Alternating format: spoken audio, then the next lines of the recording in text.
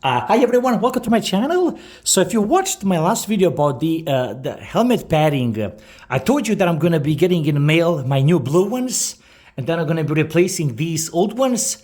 So finally, they got here, everything is good. Now let's see how they came out. Now before I get there, I'm gonna show you the old ones. So I saved them so I can show you, they don't look that bad. This is how they look.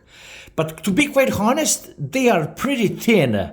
So they're not offering any support whatsoever.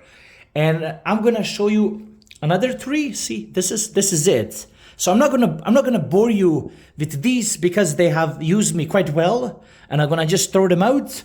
But now let's show you the new ones. And I'm gonna, like I said, I'm gonna put link in description only because I'm pretty impressed how this came out, and I'll let you see what I'm talking about. So I just have to clean these straps a little bit, but that's not the topic now. But I'll let you see the pads, how they came out. Yeah, so considering that I think I paid about $2 Canadian, this came out quite nice. As I press the padding, it's much more padded rather than when I got it. And what this guy has done, you see, he even included this piece for my chin. This is a really nice touch that I got.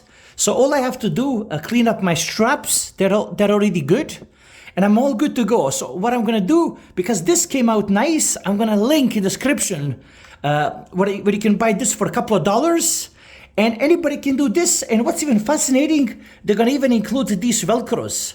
So these Velcros that you see here, they're gonna be also included. So everything is gonna be there in the kit, and you just have to replace your old ones. Hopefully you found this useful. Like, subscribe, and take care. Bye-bye.